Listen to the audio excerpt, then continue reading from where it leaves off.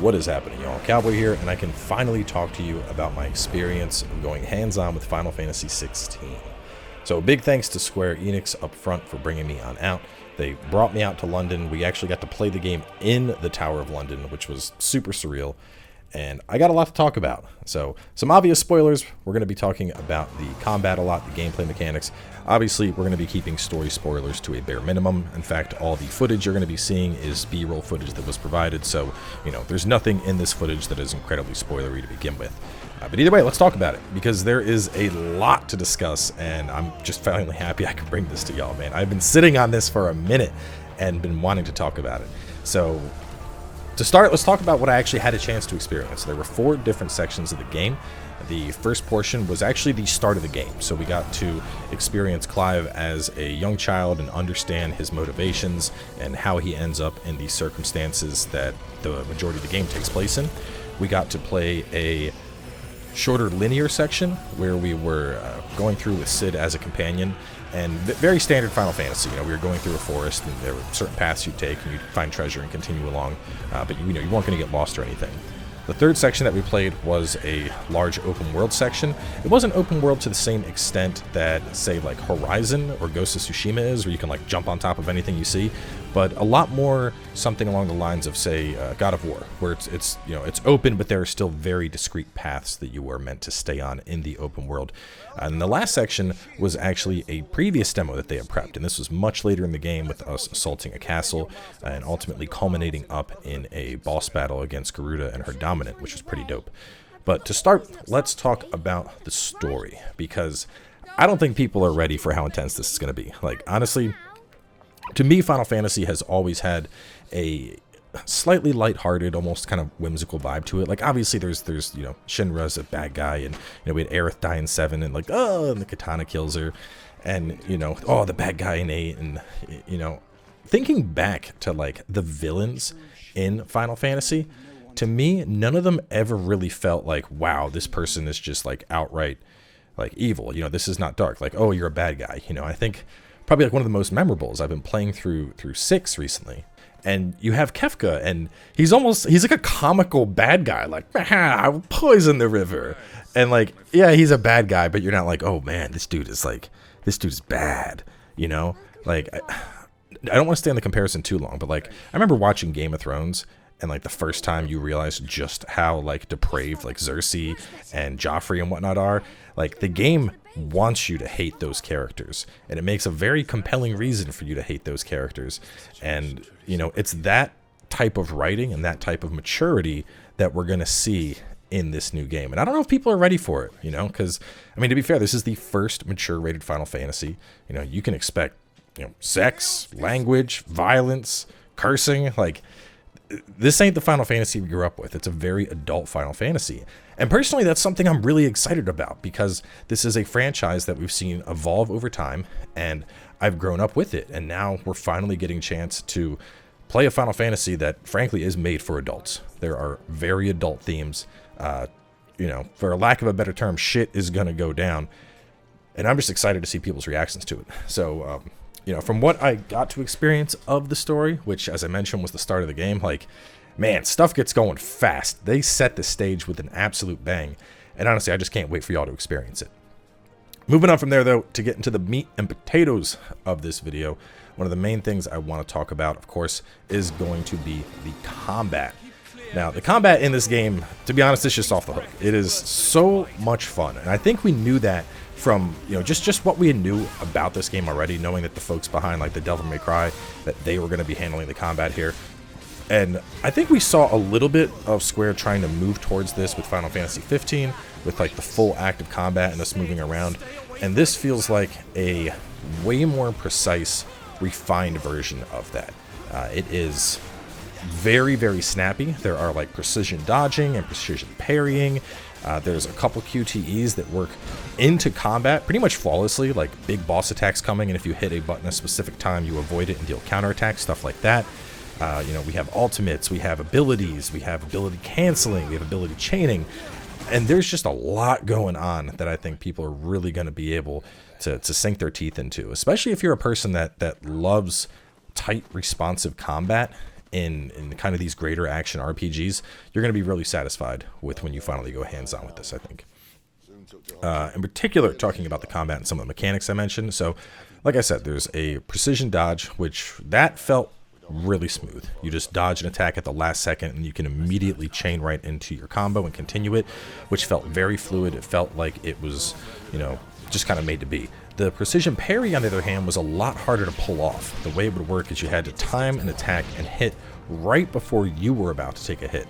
Almost a counterattack, if you will, and I found it really inconsistent. That's one of the things that I was like, you know, this is a little odd. I can't figure out the timing of this. I do parries all the time. Something about this feels a little bit off. That was obviously feedback that I was passing along to the dev team and whatnot. Besides that, the actual flow of the combat is very, very slick, and pretty much the rest of this video is just going to be combat footage with a little bit of talking here and there. But, you know, as you're kind of seeing, to break down what's really happening here, so we have a basic skill set for Clive. And as we level up, well, when you level up, you get stats across the board. So, you know, health, magic, attack, all that stuff is going to go up. And then you get ability points that you're able to spend. And we have a variety of different skills that we can choose from to first unlock and then later enhance. And these are going to be things like an aerial plunge attack, a charged up melee attack, being able to chain from melee into magic, and, you know, just additional combo potential. And so that's going to be the basic gist of the combat, is what you're seeing right now, a big focus on those basic attacks, and, you know, Clive charging in and then doing the magic burst and then doing the follow-up. But where it gets spicy is the iconic abilities. Now, the iconic abilities are obviously based on the various icons that you have, and all the footage you're seeing right now, we just have Phoenix, and some upcoming footage a little bit later, you'll see some of the Garuda abilities. In the demo, we had a chance to try out the Titan abilities, which were wild. Like, absolutely my favorite from what I had a chance to see. Unfortunately, I don't have any footage of that for this video, which sucks because, honestly, the Titan ability by far was my favorite from what I had a chance to play. You had one ability where you timed a block, and if you were successful in blocking an attack, you literally turned into Star Platinum. I saw it, and my jaw literally dropped. I was like, yep, that's it. I'm a Titan main. This is it. This is now what I do. But the way it works, so you have your base iconic ability, which in this case is Phoenix Shift, and that allows me to like dash into targets and just keep up the aggression. And then aside from that, you have 2 additional iconic abilities on at any given time. Now, the icons themselves have 3 different abilities to choose from, as well as an ultimate. But so those ability points I was talking about, in addition to unlocking kind of your basic moveset and expanding upon those, eventually those are used to unlock and expand upon the icon abilities. Now, like I said, you can only have 2 on at a time, but it's 2 at a time per icon. So at the start, you only have Ifrit. Once you get Garuda, you can freely swap between Phoenix and Garuda. Once you get Titan, you can swap between the 3 of those. And so you're able to swap between the various icons that you have, use those abilities, and weave that into your basic attacks. And you end up having a combat that just flows incredibly well, where you're constantly weaving in abilities and juggling enemies and really just keeping that combo chain going. Now, besides that, we also have a stagger type system in place. And one of the best comparisons I can think of, if you've played it, is actually Final Fantasy Strangers of Paradise. Now, it's not quite to that level, but even right now, looking up at the Fafnir boss I'm fighting, you can see we have the health bar, which is red, and then we can have a yellow bar beneath it. And this is the poise or the stagger bar of the enemy. At halfway, you get a knockdown, and then when you get it all the way down, there is a second knockdown. And what's cool is when you reach these thresholds, you're able to build up a damage multiplier on the boss. So the idea is, like, it starts off, and then you're able to rapidly build up the amount of damage you do, like 100%, 150, 200, 250, etc. And so what's interesting about this is you need to play around, you know, both pushing the enemy to that stagger using the iconic abilities that you have, but you also want to save them because they're rapidly going to ramp up that damage multiplier when you put the enemy into a staggered state. We actually see it with the Fafnir boss here, but they end up cutting the footage in the B-roll for some reason. So you don't actually get to see the stagger once the takedown occurs, which kind of sucks. But so that was really fun because it felt like you were constantly working towards something in the battle, and you had, you know, almost a better flow of combat because you had areas where you were kind of just doing damage and you know, watching the various attacks of the boss, watching for the cues to dodge the attack and whatnot. And then you had big damage burst windows, which I think helps keep the combat fresh, especially with it being Final Fantasy and knowing that some of the bosses are going to have huge health pools. This definitely adds an interesting layer on top of that. Previously, I also mentioned the QTEs. Those are actually done quite nicely, I think, in a way that they expand upon the combat. I know that sounds crazy to say that the QTEs expand upon the combat, but I remember in the fourth portion of the demo where I had the showdown with one of the dominants, and man, it is just going off, and there's like a prompt, and you're like, oh, and like you're hitting it real fast, and then Clive's doing like a crazy counter, and then we have like a little button clash, and I'm mashing the shit out of the button, and then it breaks away, and it's right back into the combat. And so it flows very, very naturally. And I think this is one of the first times I've actually like seen QTEs in a game where I'm not like, here we go, time to press the button, because they happen at such just intense moments that it feels natural to just be like, I gotta go, and just mash. I don't know. It's fun. It's fun. To talk about ultimates, so the various icons each have an ultimate. You can only have one ultimate equipped, but those are pretty wild. Gerudo, we summoned up like a massive tornado. With Phoenix, there was it's like a huge amount of damage as well as a massive full heal. I wasn't able to get the Titan ultimate unlocked, but all of those are super good, and they just charge up as you're using your abilities in combat. As for the companions, so the companions for the most part are going to just fight on their own. There is one exception, and that is Torgal, the dog. Torgal is going to be following you around, and so you can give him basic commands. But besides that, you know, if you have, like when Sid's with you, Sid is going to do his own thing. He's going to fight on his own. You don't need to worry about controlling him or making sure he's attacking or whatnot. And personally, that's something I'm really excited about, because I think back to 15 when I was playing, and you know, on top of zipping around as Noctis and doing your abilities, you were also managing the abilities of everyone else. And, you know, I think when Final Fantasy was more strictly turn-based, I think having multiple people was cool because each person kind of has their own thing. But when everybody becomes controllable, I think there's a certain amount of uniqueness that's lost, and you end up having like a favorite. And I think a really good example of this is actually in 7 Remake. I think in 7 Remake, a lot of people kind of settled into the characters that they like. You know, I vibed a lot with Cloud. If I was trying to go cast heavy, Aerith was just doing multitudes of damage. Tifa obviously had sick combos, but Barrett just kind of shot his arm gun, and I was like, I don't really enjoy this one that much.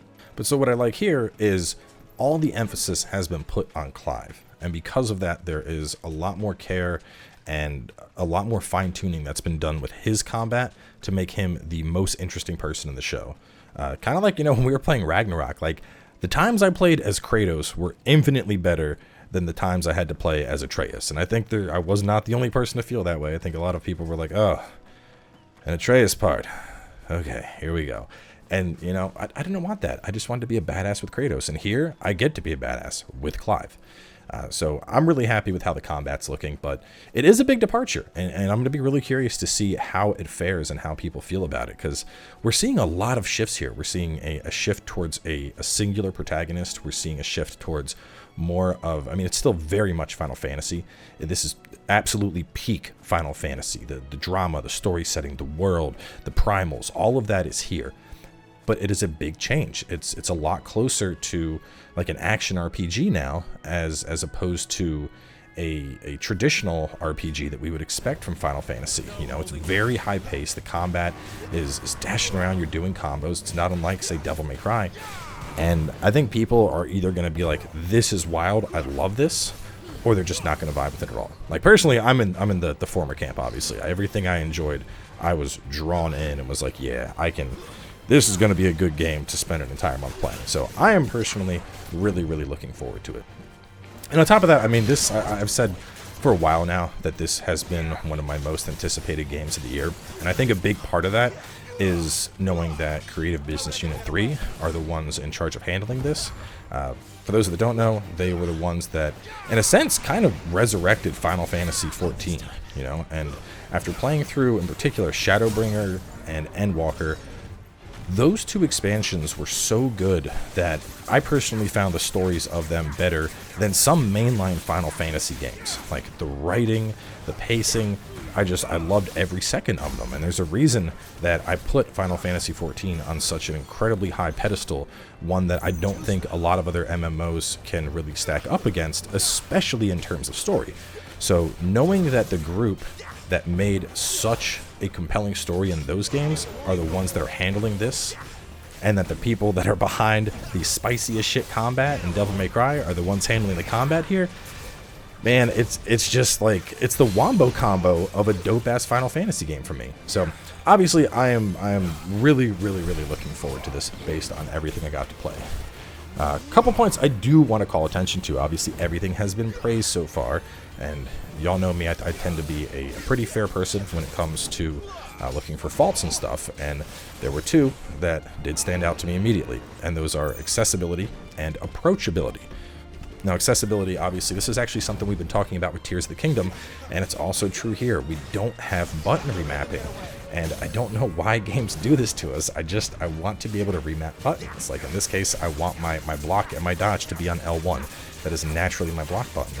And of course, I was able to go into the PlayStation controls and just map those buttons around, and after a while I got used to it, but still, every time there is a prompt for R1 on the screen, I actually need to hit L1, because I'm not able to just remap my buttons in the game. And it's such a small, simple ask, and I don't know why it's not a thing. So, really hoping we see an update or something that adds that in. I don't know why we're in 2023 and devs still aren't letting us remap our buttons. From what I remember, though, there was, different volume levels. There were subtitles and being able to do stuff like that, and basic setting stuff. So thankfully, at least they didn't leave it all on the table.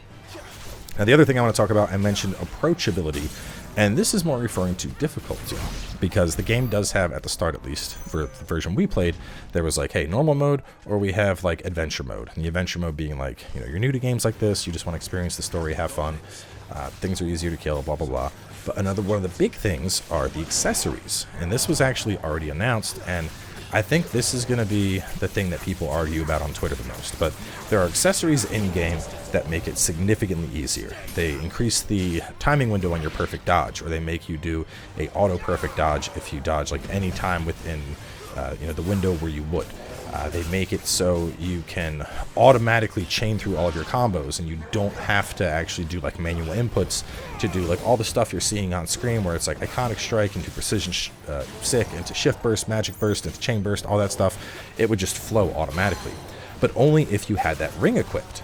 And then people are saying, well, hey, it's just a ring, why can't I put that on? Well, you can, but those rings are the accessory slots, so it's also where you would have like ribbon making you immune to status effects, or stuff like the Genji gauntlets, which are going to massively increase your attack.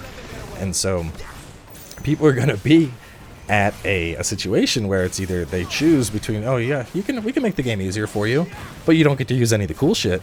And I can almost guarantee there's going to be some salt about that. I mean, there already was a little bit when it was announced, and I would bet dollars to donuts that's going to be the thing that people are getting the most upset about with the game. But at the end of the day, I'm not that worried about it. There was actually one ring that I found I really liked. It just made it so Torgal's moves just went off automatically. And kind of how I said, like, I really liked just focusing on Clive and not worrying about it. Torgal's stuff is very simple. We can send him to basically just attack an enemy, do a howl that heals us, or I think his other attack was like an aerial knockup. And even then, I was like, I don't even want to worry about this. Just, I'll put on the ring and I'll let Torgal just do his own thing. So I actually found that one quite useful, but whether or not people are accepting of them, I guess time will tell. But either way, from everything that I got to play, this is absolutely holding true to what I was expecting. I mean, like I said, I've said for the last couple of months that this was one of the games I was looking forward to the most for 2013. Armored Core being the other, now that it's been officially announced. I had a feeling it was coming, but that's also one that I'm very much looking forward to. But either way, the plan for this right now, obviously I'm going to be doing a full Let's Play series of this, and that's going to be kicking off, and it's going to take off the majority of July, I'd imagine, since this comes out at the end of June. But just seeing how vast the world is, I think we're going to end up doing streams as well, because we had a chance to, as I mentioned, play a couple different areas, but also got to see the world map and just see how vast it is and how much there is to different areas and different things to do. And there's going to be a lot in this game. Yeah, I'm so excited. I don't think there's anything else I want to mention. Oh, you know what? One final thing I should talk about. So some of the iconic abilities, those are really cool. I mentioned there's like 3 different ones you can choose from. So it seemed like there was one in each category that almost functioned as a counter. So like using Phoenix, for example, you had like an uppercut, you had an AoE, or you had one that was a projectile counter. And if you timed it to block a projectile, it became like empowered and did a double slash. Garuda had one that was like an empowered dodge and counter attack. Titan Up obviously had the one that was the JoJo punches, like I said. So there's some really good diversity on the abilities here. And I think right now, I mean, the open world combat, I think, is some of the flashiest. Like, just seeing the sheer combo potential of this stuff. So either way, I'm going to wrap things up here. Thanks for coming on by and checking it out. Let me know what y'all think down below. Are you as excited for this as I am? Because this is definitely looking like it's going to be one of the best games of the year.